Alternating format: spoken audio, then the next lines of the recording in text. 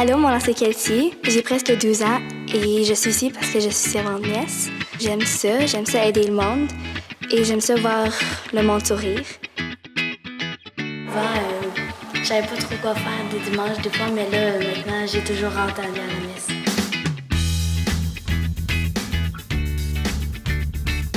Je suis devenue servante de messe pour pouvoir plus avoir la foi en Jésus, pour mieux comprendre ce qui se passe avec lui. Le club des servants de messe a commencé par 1, 2, 3. Puis là, quand je voyais un jeune, j'allais le voir.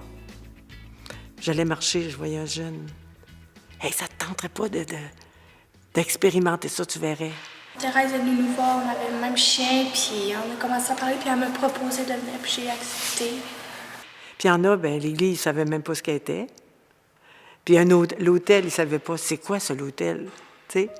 Alors, il y a des jeunes qui ont été baptisés, mais ils ne venaient pas à la messe. Une qui vient, elle veut amener sa petite amie. Alors, tu sais, c'est un effet d'entraînement. Puis une fois par année, on les fête. Puis ils savent, ça, c'est pour eux autres, ça.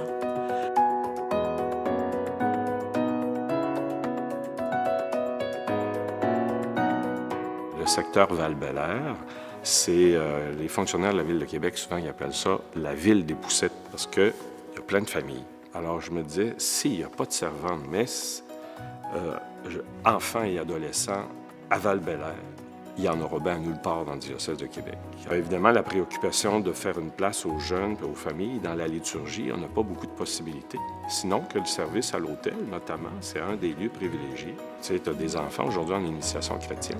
J'ai un petit gars qui joue au hockey, il est dans un club de hockey. Il est le seul en initiation chrétienne. Puis dans sa classe, là, il y en a peut-être un autre. C'est quelque chose, là.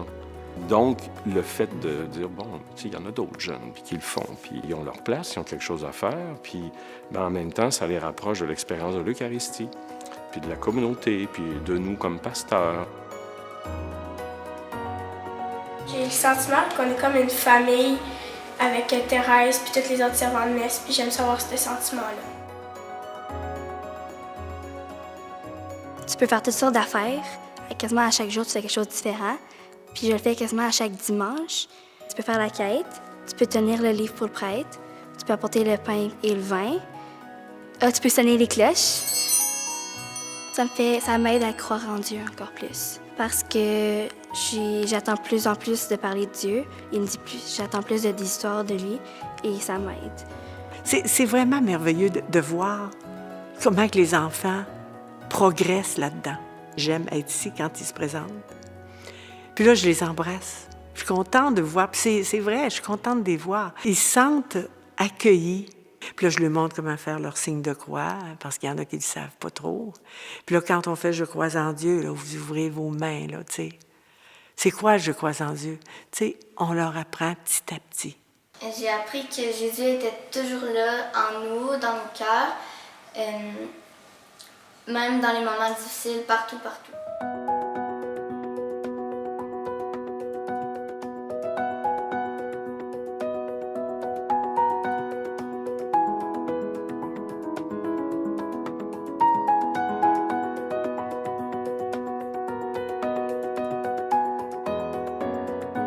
Très souvent, ce qui est beau, c'est que souvent, la famille vient. Il y a des fois, les grands-parents sont de passage, ils vont venir, ils sont fiers que le petits-enfants font ce service liturgique-là.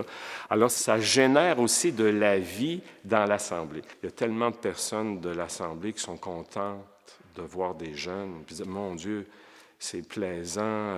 Tu sais, il y a un effet positif sur l'Assemblée.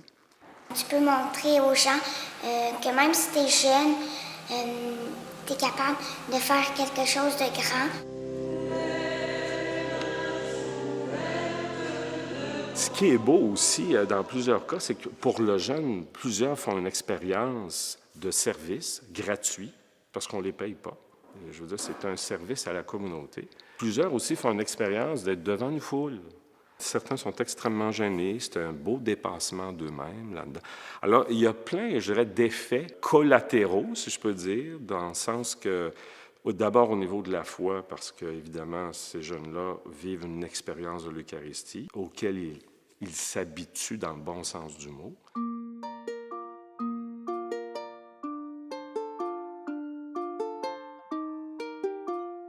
C'est le fun d'avoir le sentiment d'être plus proche de Jésus.